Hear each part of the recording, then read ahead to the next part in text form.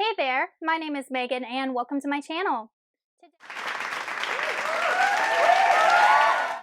Today I'm going to be talking about my December TBR, but before we go ahead and get on into the books, if you are not already subscribed to my channel, please go ahead and hit that subscribe button, as well as the little bell icon so you can be notified every time I post new bookish content.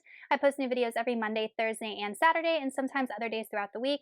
Also, don't forget to check down in the description box below for links to all of my social media, my Buddy Read Discord, and my Patreon.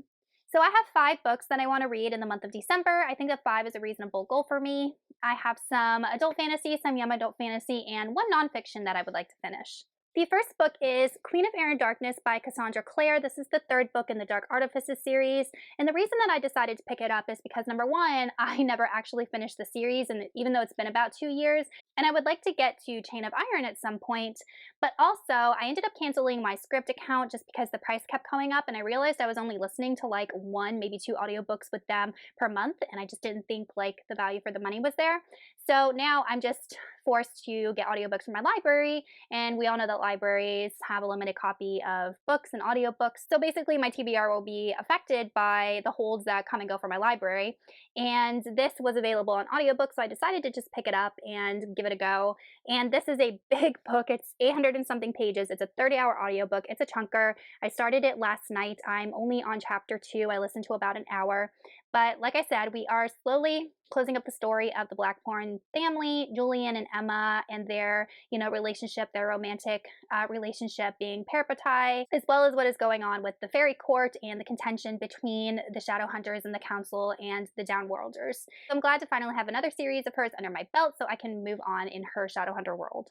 Next, we have The Whispering Dark by Kelly Andrews. This is a YA fantasy, and I'm not sure if it's a standalone or if it's the beginning of a series, but this is an advanced reader copy that I got at YALLFest, and I told you guys in my ARC haul that I wanted to try and read these books before they are released and review them for you guys. This one has already come out. It was at the beginning of November, but I do want to read it because it sounds interesting. In this book, we're following a girl named Delaney, and Delaney is deaf.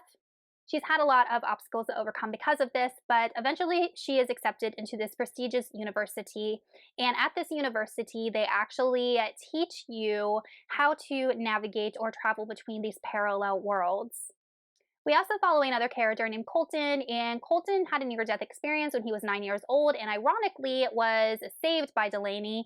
And as adults at this university, they cross paths once again, and Colton was told to stay away from Delaney, and Delaney has some sort of magical abilities. One day, a classmate of theirs turns up dead at the university, and the two of them are forced together to investigate what's going on, and they uncover that it has to do with something that is coming through from another world. So this is definitely a portal fantasy. I haven't read one of those in a long time, and I'm super excited to try out a new author for you guys. Next, we have Locklands, which is book 3 in the Founders Trilogy by Robert Jackson Bennett. And I think I had this on my November TBR, and my library had the audiobook available, and of course I didn't borrow it.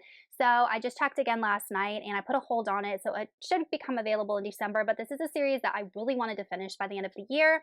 In this book, we're following a thief named Sansia, and she lives in a world where magic can actually change the reality of inanimate objects by using something known as scribing, which is kind of like writing code to control these objects.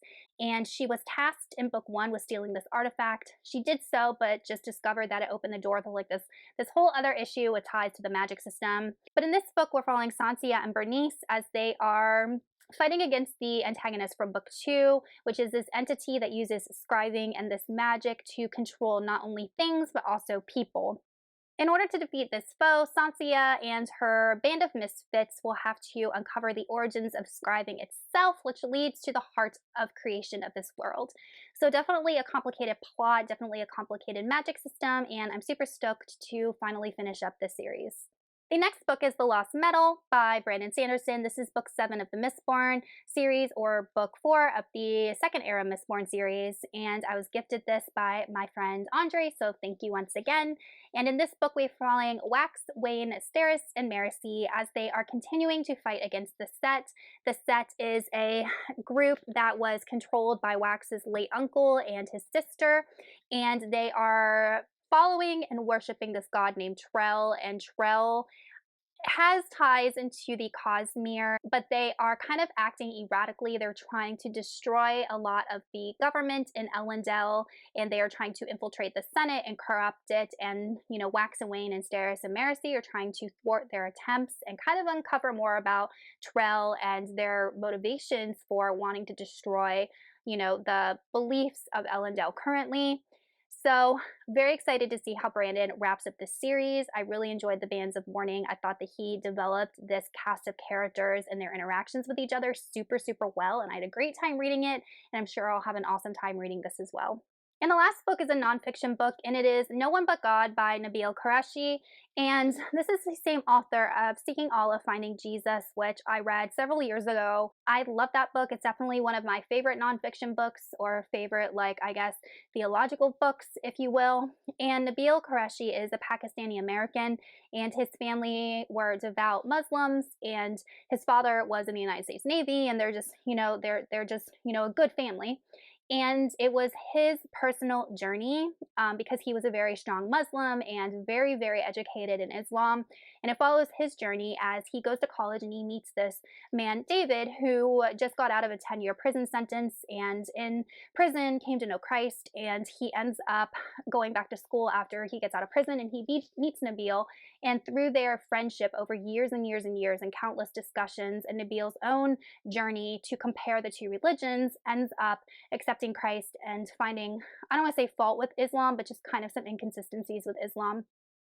So that's what that book was about. And this is kind of a spin-off from that book where he compares the two religions. And I am learning so much about Islam, even more than I did with his first book, which I really enjoy. I love learning new stuff.